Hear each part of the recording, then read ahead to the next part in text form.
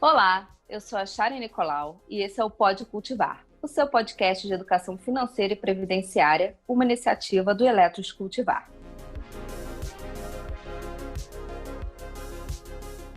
Sejam muito bem-vindos e hoje, no 6º episódio, vamos falar sobre as iniciativas da Eletros para o enfrentamento da pandemia do Covid-19, como está sendo o impacto dessa pandemia nos seus investimentos e os resultados dos planos. Começa agora o episódio número 6 do Pode Cultivar sobre economia e o seu investimento na Eletros.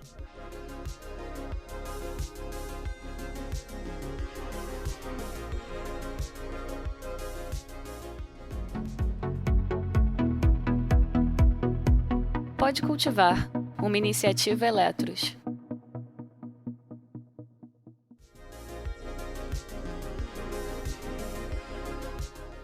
Hoje a gente está em videoconferência, né? Porque o momento pede uma videoconferência, mas não por isso a gente vai deixar de gravar para vocês esse episódio do Pode Cultivar. E hoje aqui comigo virtualmente temos o diretor financeiro Max Tavares e o gerente de investimentos Luiz Guilherme. Sejam muito bem-vindos a esse episódio.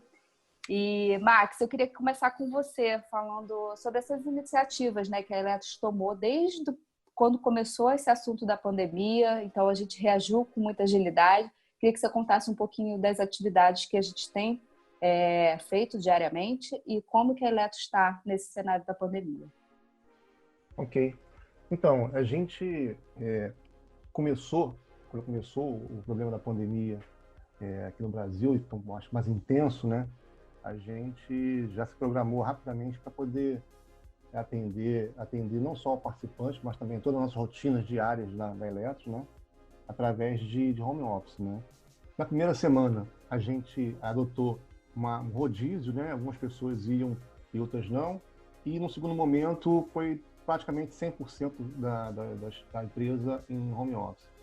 E, assim, passado alguns dias, na verdade, o efeito foi muito positivo, porque todas as rotinas que a gente tinha lá na Eletros, elas estão sendo implementadas de forma normal, não tem nenhum problema com o nosso dia a dia, nossos fluxos estão normais, né? Está realizando as reuniões com a diretoria e com os próprios empregados da Eletros de forma também bem tranquila, por videoconferência. Está sendo bem produtivo, não tem nenhuma perda de produtividade com isso. Os pagamentos de benefício ocorreram normalmente, é importante falar isso, que não teve nenhum problema com o pagamento de benefício, né? Outro ponto também, a gente está estudando alguns passos para poder ajudar o participante também nesse momento, né? Que primeiro a gente antecipou o 13º, né? Os 50% do 13º do participante está antecipando agora para abril, dia 25. E a gente está discutindo aí outras medidas também, tipo o empréstimo, na verdade, está discutindo se vai ter algum tipo de mudança, né? Isso nos próximos dias a gente vai definir isso. Um fato muito positivo para o participante foi a redução da taxa de administração do plano, né, para 0,40 ao ano, que é uma taxa muito competitiva quando a gente olha para o mercado, desse nosso mercado de previdência, né? E, além disso, a zeragem da taxa de carregamento, né? E também é um outro ponto também que os bancos já estão fazendo isso também, e a gente também está começando a praticar isso agora a partir do mês de abril. Então, esses dois eventos juntos combinados também é muito positivo para o participante, e no momento também que ele está precisando realmente de um pouco mais de fôlego, né? Essa economia nossa, com esse problema todo que está passando com a pandemia, é importante que ele tenha algum tipo de benefício também com isso. Max, o momento também pede que a gente esteja mais presente nas análises. Você tem feito essas análises também por escrito, a gente tem publicado dentro do LinkedIn, dentro da página da Eletros, né? Umas análises que você está fazendo sobre o cenário para a gente ser mais coerente com o dia, né? Porque as coisas estão acontecendo numa velocidade muito rápida e a gente está tentando ser cada vez mais presente no dia a dia do participante. Então, quem não teve oportunidade, vale a pena dar uma olhadinha também. Obviamente, esse podcast vai fazer um apanhado geral, mas o Max tem feito algumas análises que a gente tem colocado no site e nas redes sociais que vocês podem acompanhar. A gente tem tentado, Shari, manter o participante o máximo possível informado do que está acontecendo, né, tentando passar uma mensagem um pouco mais de tranquilidade para ele nesse momento, que é um momento de estresse, né, dos mercados e negócio todo. Isso está afetando muito assim, o dia a dia, né? Então, é só mandar uma mensagem para ele e a gente vai tentar sempre que possível estar colocando algum tipo de mensagem para ele, tanto no site, quanto no podcast aqui, quanto nas redes sociais, tentando no sentido de ajudar o participante a tomar a decisão correta.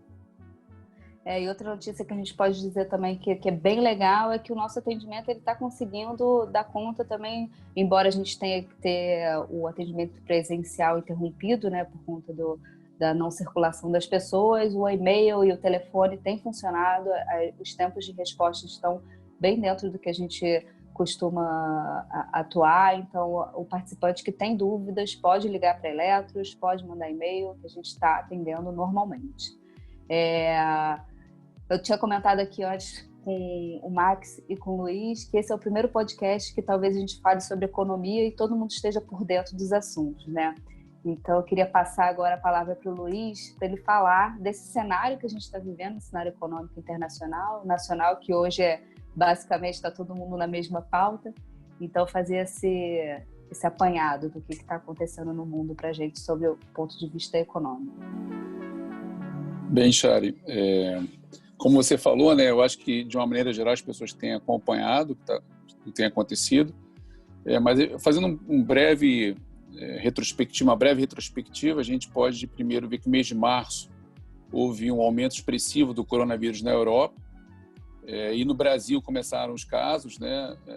Então, na segunda quinzena de março, a gente viu um aumento muito expressivo, a Itália atingiu números muito significativos, e isso fez com que a maioria dos países europeus entrasse com a quarentena.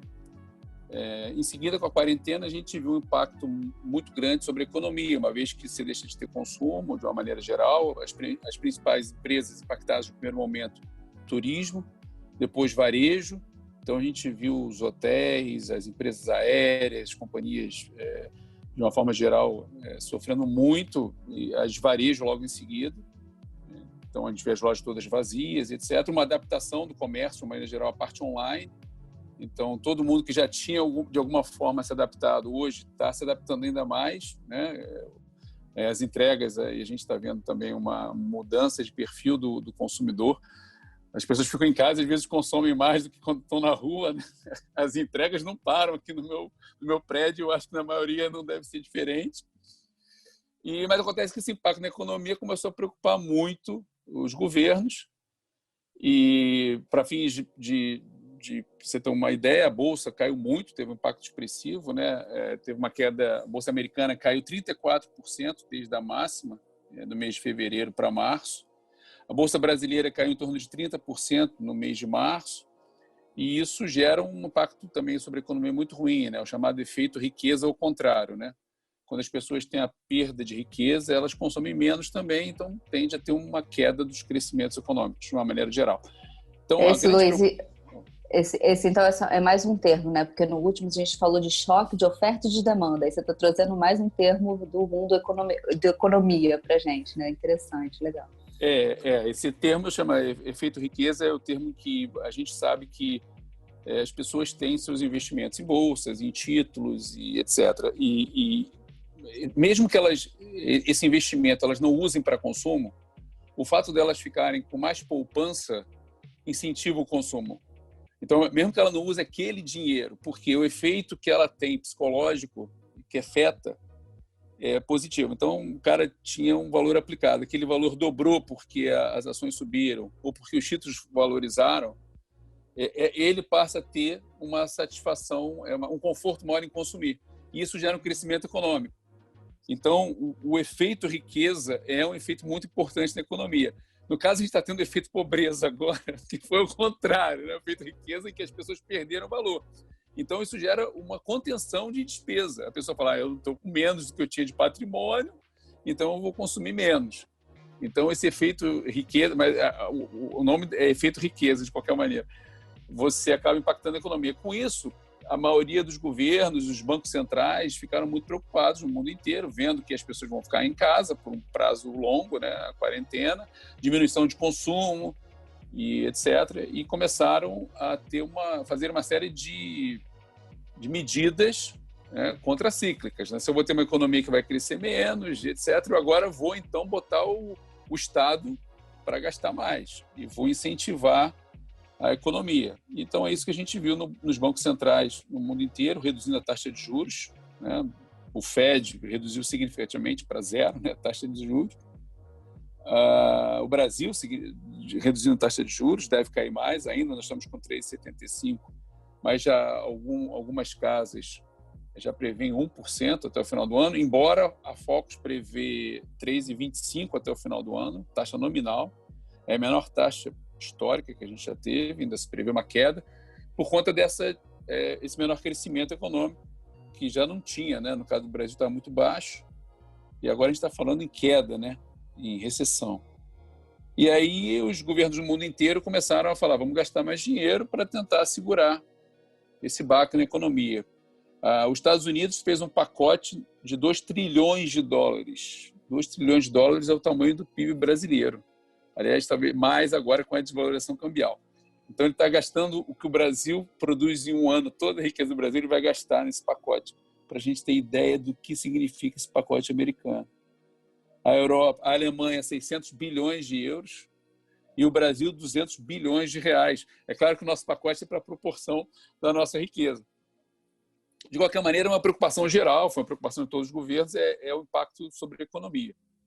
Tem um agravante, no caso específico da economia americana, que é o fato dela ela vinha de um crescimento muito prolongado. Um crescimento desde 2008, crescimento de quase 12 anos, 11 anos, é o maior crescimento histórico dos Estados Unidos, e em algum momento se previa uma eventual recessão americana. Ela está no que a gente chama de um final de ciclo econômico, ao contrário do Brasil, que estaria no início do ciclo econômico. Então, muitos acreditam que o fato de você ter essa pandemia agora faça com que você antecipe essa recessão nos Estados Unidos. Então, você tem dois movimentos, o do coronavírus com a antecipação da recessão americana. Hoje saiu o desemprego dos Estados Unidos, o auxílio-desemprego, o número de auxílio-desemprego da primeira semana de abril, foram 6 milhões e 600 mil pessoas de auxílio-desemprego. Para se ter uma ideia, o recorde anterior era na faixa de 680 mil, que foi em 2000 na verdade foi em 1982. Em 2008 foi 680 mil, em 82 foi 695 mil de auxílio-desemprego. E agora a gente está falando em 6 milhões e 600. Nas últimas 3 semanas já passa de 16 milhões pedidos de auxílio-desemprego. Então é uma forte retração da economia americana e por conta disso esses pacotes econômicos fortes que estão sendo feitos não só pelos Estados Unidos, mas pela Alemanha, pelo Brasil, pela maioria dos países no mundo inteiro. Mais recentemente, o que a gente tem visto já no início de abril é um processo de uma recuperação do preço dos ativos por conta do fim do aumento, vamos dizer assim, né? A gente está vendo uma diminuição do número de infectados na Itália e na Espanha, que seriam os principais focos no Ocidente, né? Então, a gente já vê a Itália apresentando números menores de infectados e mortes pelo coronavírus. Isso está fazendo com que todo mundo comece a vislumbrar uma melhora num prazo que não seja tão prolongado. E isso está fazendo com que os ativos precifiquem e retornem, melhorem, né? Retornem não porque ainda estão distantes dos preços que estavam em fevereiro, mas melhorem em relação ao que tinha, vamos dizer, no pior momento da crise. Então, basicamente é isso, de uma maneira geral, é isso que está acontecendo. Os nossos planos foram muito impactados no mês de março. Fevereiro foram mal, mas foram pouco. Em março foram bem impactados. A gente teve uma queda expressiva na faixa de 8% na média de retorno negativo na maioria dos planos. É claro que depende, no caso dos perfis de investimento, vai depender quanto tem a alocação.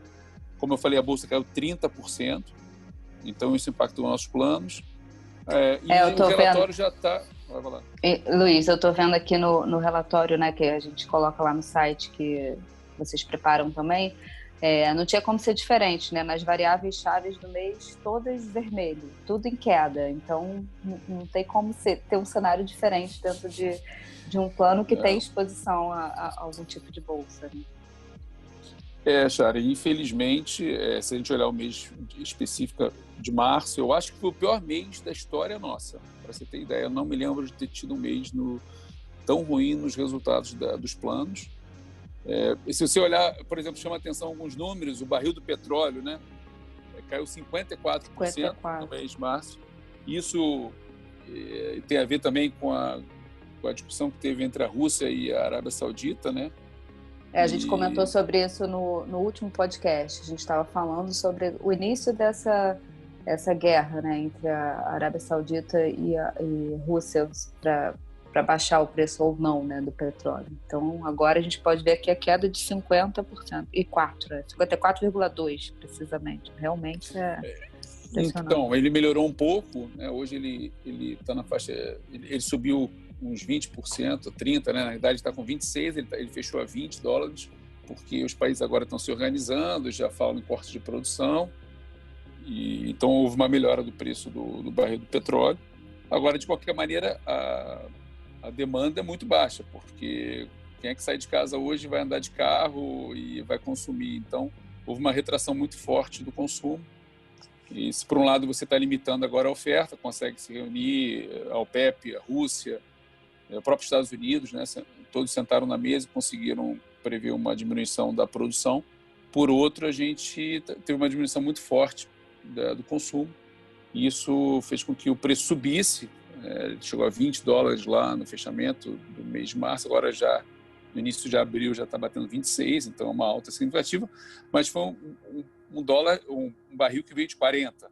Então, de 40 para 20 caiu 50%, de 20 para 26 subiu 30%.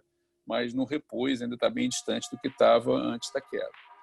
Estamos indo aos poucos. Eu acho que a mensagem é que foi um mês muito crítico, muito complicado.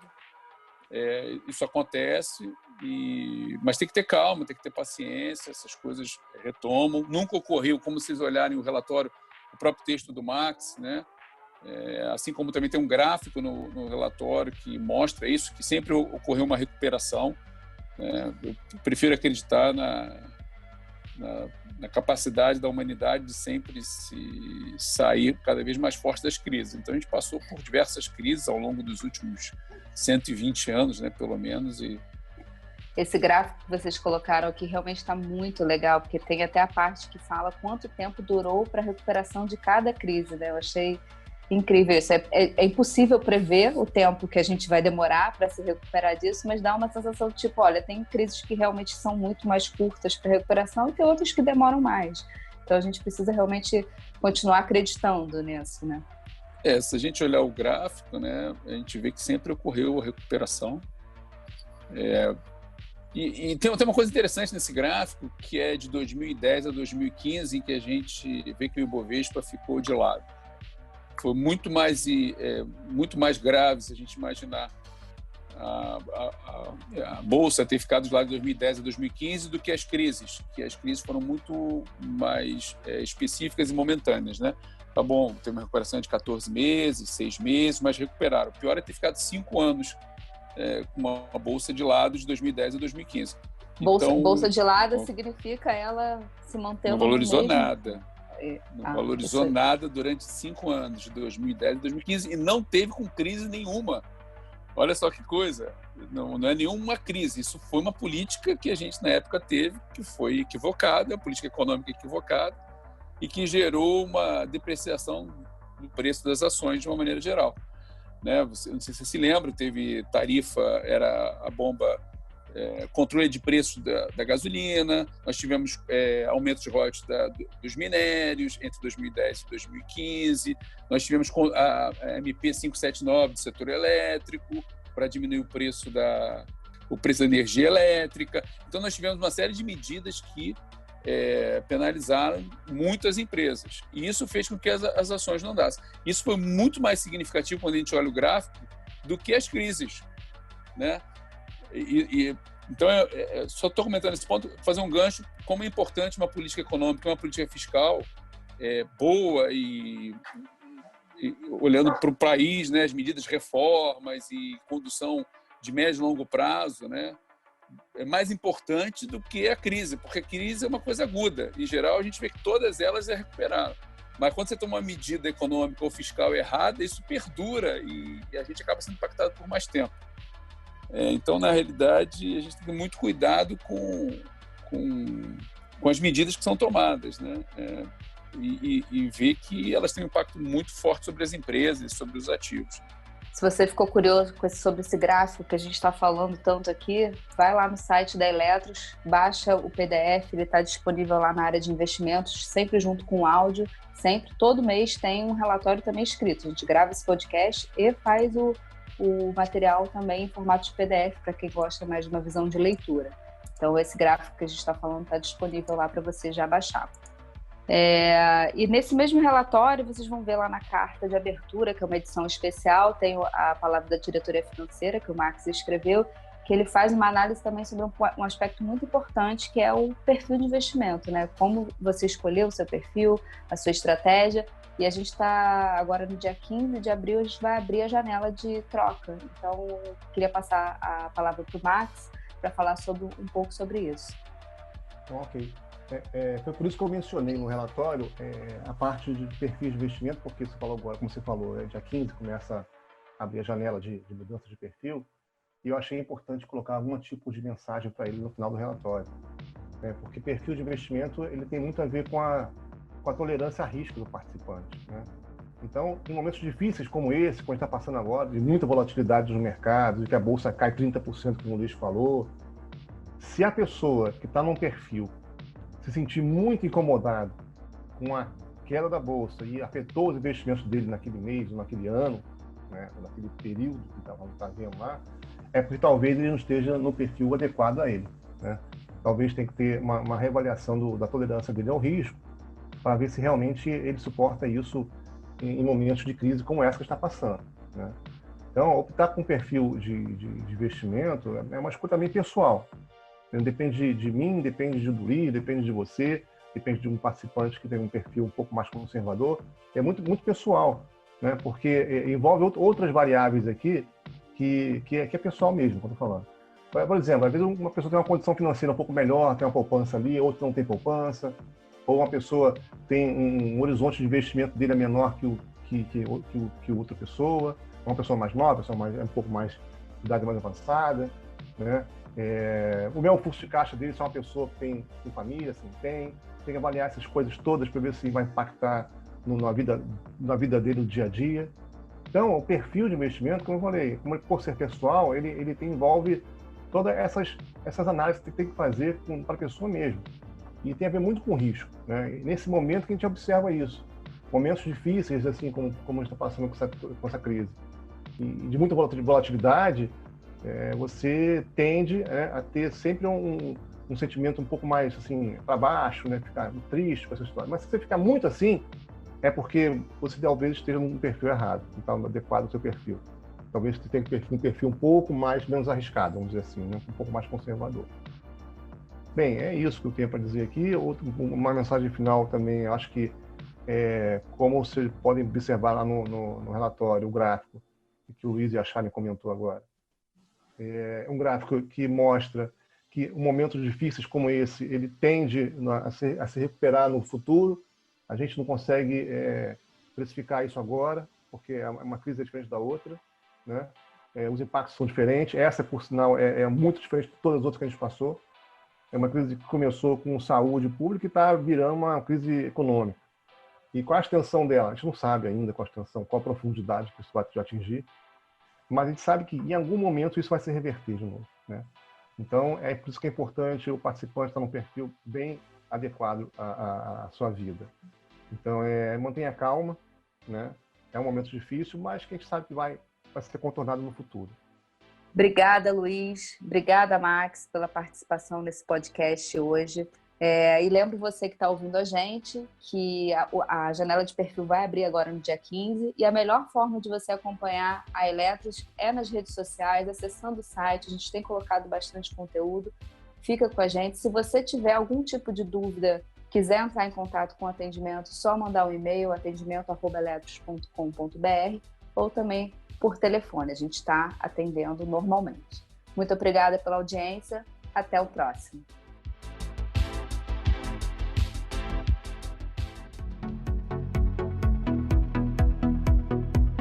Pode Cultivar, uma iniciativa Eletros.